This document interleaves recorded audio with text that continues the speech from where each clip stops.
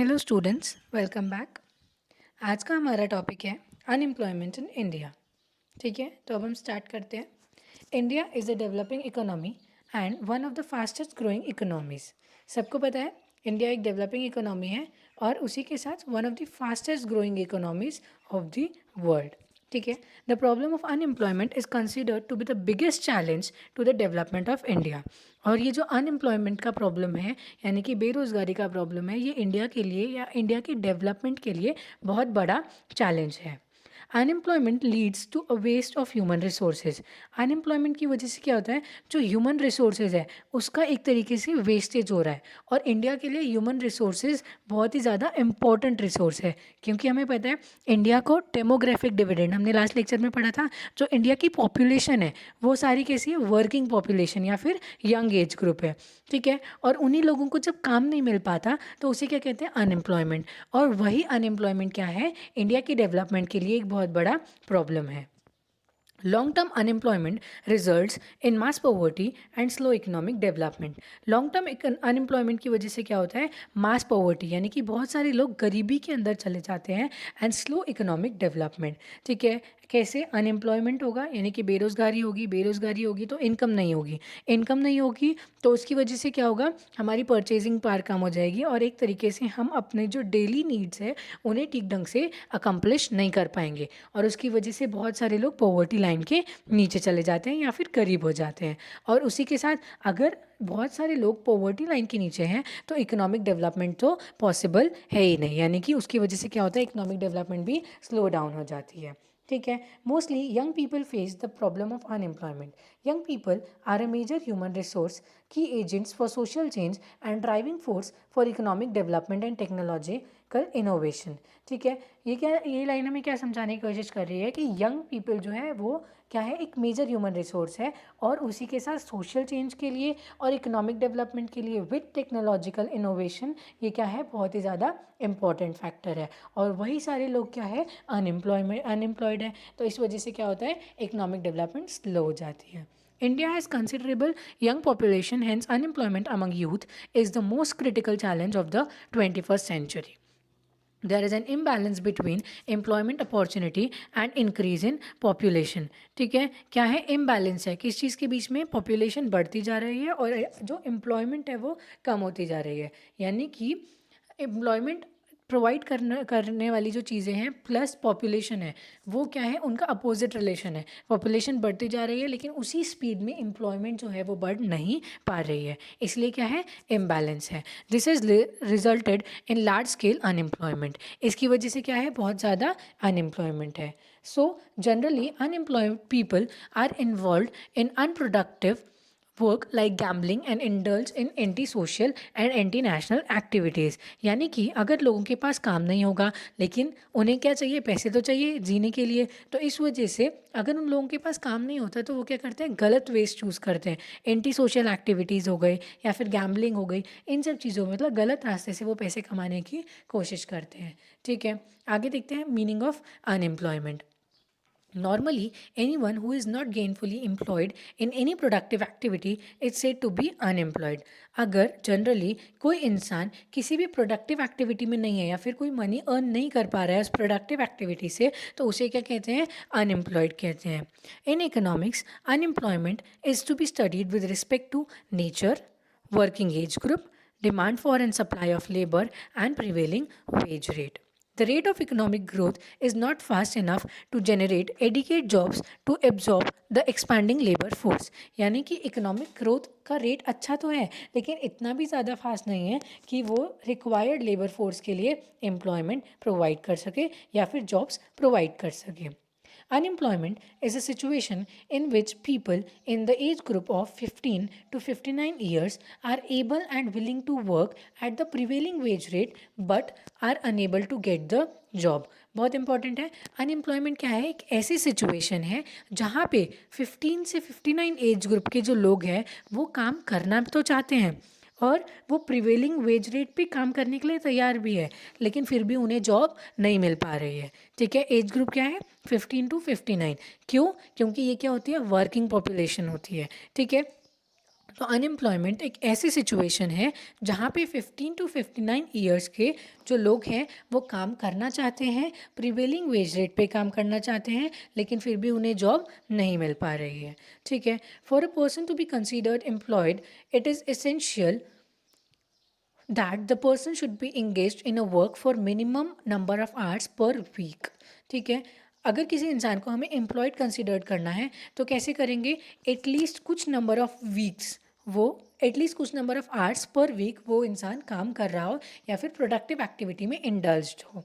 ठीक है, तो अकॉर्डिंग टू NSSO यानी कि national sample survey organisation, in India a person is considered unemployed if he works for less than 14 hours per week. अगर वो एक हफ्ते में 14 घंटों से कम काम कर रहा हो तो उसे क्या कहते हैं, अनएम्प्लॉयड कहते हैं। Those who work for 15 to 28 hours a week are considered as underemployed।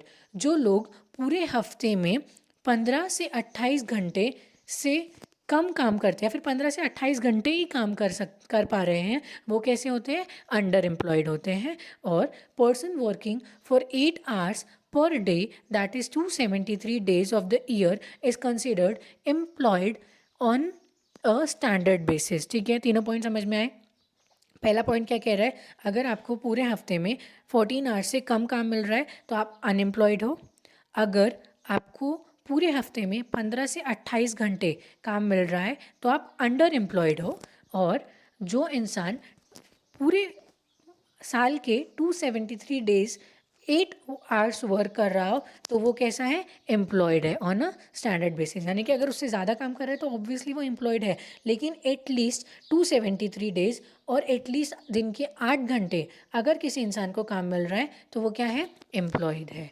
ठीक है, आगे देखते हैं।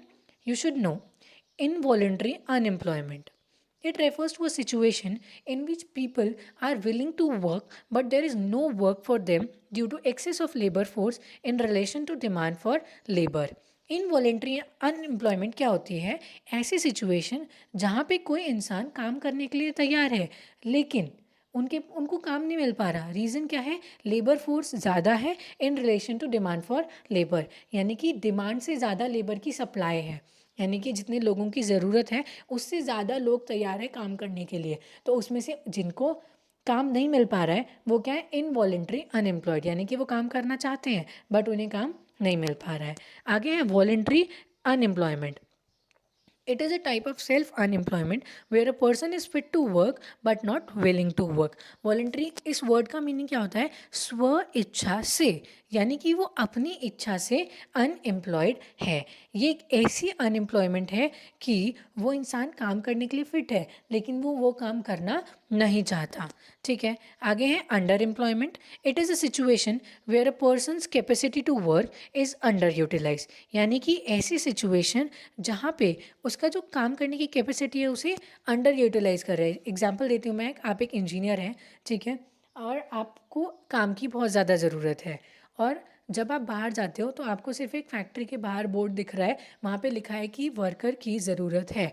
आपको काम की ज़रूरत है, उन्हें वर्कर की ज़रूरत है। ठीक है, जॉब मिल रही है, आप उनके पास जाते हो, आप उन्हें अपने डॉक्यूमेंट्स दिखाते हो, वो देखेंगे आप अच्छे खासे ग्रेजुएट हो और उसके बाद आप इतना नॉर्मल काम करोगे। ठीक है, तो वो क्या होती है, अंडर एम्प्लॉयमेंट होती है। अगर आपको वहाँ पे काम मिल जाता है तो आपकी जो कैपेसिटी टू वर्क है वो अंडर यूटिलाइज है, तो उसे क्या कहेंगे, अंडर एम्प्लॉयमेंट। ठीक है, आगे देखते हैं full employment. It is a hypothetical situation in which all available resources are being used in the most efficient manner, यानी कि एक ऐसी सिचुएशन जहाँ पे जितने सारे के सारे जो अवेलेबल रिसोर्सेज हैं वो एकदम ठीक ढंग से यूज़ हो रहे हैं और उन सबको काम मिला हुआ है, तो उसे क्या कहते हैं, फुल एम्प्लॉयमेंट। ठीक है, सारे कॉन्सेप्ट समझ में आए, involuntary unemployment, voluntary unemployment, under employment और फुल एम्प्लॉयमेंट। ठीक है, तो आगे देखते हैं टाइप्स ऑफ अनएम्प्लॉयमेंट। तो यहाँ पे एक चार्ट दिया हुआ है टाइप्स ऑफ अनएम्प्लॉयमेंट का। There are various types of unemployment, we can classify unemployment into various categories. ठीक है, अनएम्प्लॉयमेंट के वेरियस टाइप्स हैं, कौन कौन से हैं। पहला है रूरल अनएम्प्लॉयमेंट, दूसरा है अर्बन अनएम्प्लॉयमेंट। रूरल अनएम्प्लॉयमेंट के फिर से दो पार्ट होते हैं, सीजनल अनएम्प्लॉयमेंट और डिसगाइज्ड अनएम्प्लॉयमेंट। ठीक है, ये सब हम आगे डिस्कस करेंगे अभी। उसके बाद है अर्बन अनएम्प्लॉयमेंट। अर्बन अनएम्प्लॉयमेंट के भी दो पार्ट्स हैं, पहला है एजुकेटेड अनएम्प्लॉयमेंट और दूसरा है इंडस्ट्रियल अनएम्प्लॉयमेंट। ठीक है, इंडस्ट्रियल अनएम्प्लॉयमेंट को आगे चार पार्ट्स में फिर से डिस्क्राइब किया गया है, फिर क्लासीफाई किया गया है। पहला है टेक्नोलॉजिकल, दूसरा फ्रिक्शनल, तीसरा क्रिटिकल और चौथा स्ट्रक्चरल। ठीक है, समझ में आया? अब एक और बार फिर से रिवाइज कर लेते हैं। अनएम्प्लॉयमेंट को दो पार्ट्स में डिवाइड किया है, पहला है रूरल अनएम्प्लॉयमेंट, दूसरा है अर्बन अनएम्प्लॉयमेंट। रूरल को फिर से दो पार्ट्स में क्लासीफाई किया है, कौन कौन से? सीजनल और डिसगाइज अनएम्प्लॉयमेंट। अर्बन को भी दो पार्ट्स में क्लासीफाई किया है, एजुकेटेड और इंडस्ट्रियल अनएम्प्लॉयमेंट। फिर इंडस्ट्रियल अनएम्प्लॉयमेंट को चार पार्ट्स में क्लासीफाई किया है, वो कौन कौन से हैं? Technological unemployment, frictional unemployment, cyclical unemployment and structural unemployment. ठीक है, आगे देखते हैं rural unemployment. The in unemployment found in villages is called rural unemployment. यानी कि जो अनएम्प्लॉयमेंट, जो बेरोज़गारी हमें ग्रामीण इलाकों में या फिर विलेज एरियाज़ में मिलती है, उसे क्या कहते हैं? Rural unemployment. Following are the types of rural unemployment. पहला है seasonal unemployment. A large number of people remain unemployed during the slack season or in the off season। यानी कि बहुत सारे लोग जो होते हैं उन्हें काम नहीं मिल पाता स्लैक सीजन में या फिर ऑफ सीजन में। Agriculture being a seasonal occupation, farmers have to depend upon monsoon for cultivation. Majority of the labor force in the agricultural sector remain unemployed for nearly 5 to 7 months in a year। ठीक है, जो village areas होते हैं उसका main occupation क्या होता है? उनका मेन ऑक्यूपेशन क्या होता है? एग्रीकल्चर। और एग्रीकल्चर क्या है? एक सीजनेबल ऑक्यूपेशन है, सीजनल ऑक्यूपेशन है, यानी कि वो मौसम के ऊपर डिपेंडेंट होता है। और अभी भी मेजॉरिटी ऑफ विलेजेस ऐसे हैं जहाँ पे फार्मर्स पूरी तरीके से रेन के ऊपर डिपेंडेंट है, यानी कि मानसून के ऊपर डिपेंडेंट है। ठीक है, तो उस वजह से क्या होता है, अगर बारिश ठीक ढंग से ना हो तो भी वो अनएम्प्लॉयड रहते हैं। एक और रीज़न है कि ऑफ सीज़न, यानी कि जैसे कि आप सबको पता होगा रबी सीज़न, खरीफ सीज़न, तो उसके अकॉर्डिंग और लैंड सॉइल उसकी किस तरीके की क्वालिटी है उसके अकॉर्डिंग ये लोग खेती कर पाते हैं। ठीक है, तो फिर अगर जो ऑफ सीज़न होता है, यानी कि पूरे साल में 5 से 7 महीने ऐसे होते हैं कि वो उन लोगों को काम नहीं मिल पाता और वो अनएम्प्लॉयड होते हैं। ठीक है, seasonal unemployment is also found in tourism, marriage bands, sugar factories, ice factories, fisheries, etc. Seasonal unemployment हमें और कहाँ कहाँ देखने को मिलती है? टूरिज़्म, टूरिज़्म पे ऊपर मतलब टूरिज़्म भी डिपेंडेंट होता है कि हमें किस सीज़न में वहाँ पे जाना चाहिए। जैसे कि अगर खूब जो बर्फ़ वाले इलाके या फिर जो हिल स्टेशंस हैं वहाँ पे लोग कब जाना पसंद करते हैं? जब आइस फॉल होता है। ठीक है, तो और बाकी साइड जब गर्मी का टाइम होता है तब लोग वहाँ पे जाना नहीं पसंद करते, या फिर जो लोग जाते भी हैं लेकिन उतनी ज़्यादा नंबर ऑफ़ पीपल वहाँ पे नहीं जाते, तो वो भी क्या है? एक सीजनल ऑक्यूपेशन कह सकते हो आप, या फिर वैसे भी वो टर्चरी सेक्टर का पार्ट है। ठीक है, आगे क्या है? Marriage bands. शादियों के भी सीज़न होते हैं, तो उस सीज़न में मतलब जब शादियों के सीज़न नहीं होते हैं तो उस टाइम तक जो मैरिज बैंड्स वगैरह होते हैं वो सब क्या होते हैं? अनएम्प्लॉयड होते हैं। ठीक है, शुगर फैक्ट्रीज़ हो गया, आइस फैक्ट्रीज़ हो गया। आइस फैक्ट्री सर्दियों में बर्फ़ की ज़रूरत नहीं पड़ती, गर्मियों में ही बर्फ़ की ज़रूरत पड़ती है, तो वो भी क्या है? एक सीजनल अनएम्प्लॉयमेंट का पार्ट है। ठीक है, फिशरीज़ एट्सेट्रा। आगे है डिस्गाइज्ड अनएम्प्लॉयमेंट। ये एक इम्पॉर्टेंट एस्पेक्ट है या फिर एक इम्पॉर्टेंट पॉइंट है। It is also known as invisible unemployment, क्योंकि ये जो एम्प्लॉयमेंट है कि दिखाई नहीं देती। Disguised unemployment is generally found in villages in India। Again ये क्या है? विलेजेस में पाई जाती है, इसीलिए क्या है? रूरल अनएम्प्लॉयमेंट का एक पार्ट है। It is a situation in which more people are doing work than actually required, या फिर दैन एक्चुअली वहाँ पे जितने लोगों की ज़रूरत है उससे ज़्यादा जो लोग काम कर रहे हैं उसे क्या कहते हैं? डिसगाइज्ड अनएम्प्लॉयमेंट कहते हैं। Even if some are withdrawn production does not suffer. अगर उसमें से कुछ लोगों को कम कर दिया जाए तो भी प्रोडक्शन के ऊपर कोई ज़्यादा इफेक्ट नहीं होगा। In other words, it refers to a situation of employment with surplus manpower in which some workers have zero marginal productivity.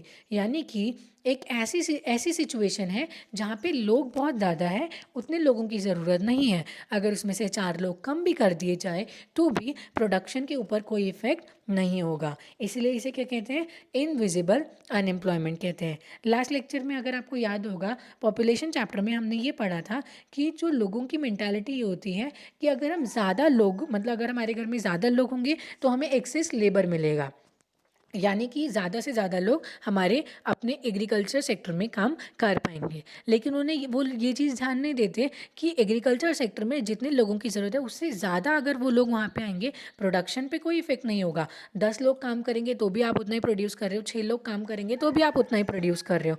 तो ये क्या है? डिसगाइज अनएम्प्लॉयमेंट का एक बहुत अच्छा एग्जाम्पल है। The excessive pressure on land leads to disguised unemployment in rural areas. It is estimated that nearly 20% of labor force is disguisedly unemployed in rural areas. ठीक है, हमें ये पता है, मतलब ये एस्टिमेट किया गया है कि नियरली 20% जो लेबर फोर्स है वो अनएम्प्लॉयड है रूरल एरियाज़ में। जॉइंट फैमिली डिसगाइजली अनएम्प्लॉयड है। Joint family system, lack of alternative job opportunities result in overcrowding in agriculture. There are main reasons. These are main reasons for disguised unemployment. I hope आप सबको अच्छे से समझ में आया होगा कि disguised unemployment होती क्या है। आगे एक इमेज है जो आपके बुक में से है, उसमें से आपको अच्छे से और समझ में आएगा। ठीक है, ये क्या है? 5 वर्कर्स है और इन लोगों ने मिलके कितना ज्वार निकाला है? 10 क्विंटल्स ज्वार की इन्होंने मिलके प्रोडक्टिविटी अपनी दिखाई है। और ये इतना ही पीस ऑफ लैंड है। ठीक है, इतना ही पीस ऑफ लैंड है, यहाँ पे 5 ही लोग काम कर रहे हैं, 5 लोग काम कर रहे हैं, तब भी ये कितना निकाल रहे हैं? 10 क्विंटल्स ऑफ ज्वार। वहीं पे 16 वर्कर्स काम कर रहे हैं, एक ही फैमिली के, लैंड उतना ही है, 16 वर्कर्स काम कर रहे हैं और वो भी कितने, उनकी प्रोडक्टिविटी भी कितनी है? 10 क्विंटल्स। तो यहाँ से यहाँ पे कितने थे? 5 और यहाँ पे कितने? 16। यानी कि प्रोडक्टिविटी क्या है? बाकी लोगों की मार्जिनल प्रोडक्टिविटी 0 है, लेकिन जो 11 पीपल्स हैं, 11 वर्कर्स हैं, वो यहाँ पे जो काम कर रहे हैं उसके बदले अगर वो कहीं और काम करते तो शायद उनकी प्रोडक्टिविटी कुछ और होती। और इस केस में उनकी प्रोडक्टिविटी, मार्जिनल प्रोडक्टिविटी क्या है? 0 है। ठीक है, इसी को कहते हैं डिसगाइजली अनएम्प्लॉयड होना। आई होप आपको रूरल अनएम्प्लॉयमेंट अच्छे से समझ आ गया होगा।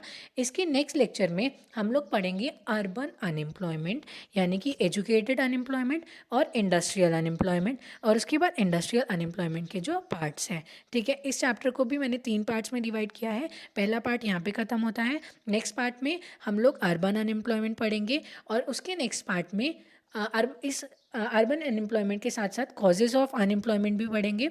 और कॉजेज़ ऑफ अनएम्प्लॉयमेंट और जो मेजर्स लिए हैं गवर्नमेंट ने, वो अगर उस लेक्चर में कवर नहीं हो पाएगा तो उसे हम थर्ड पार्ट में डालेंगे और उसी के साथ चैप्टर की पूरी एक्सरसाइज को भी कवर करेंगे। आई होप आपको लेक्चर अच्छे से समझ में आया होगा, आपके डाउट्स और आपके कंसेप्ट दोनों ही क्लियर हो गए होंगे।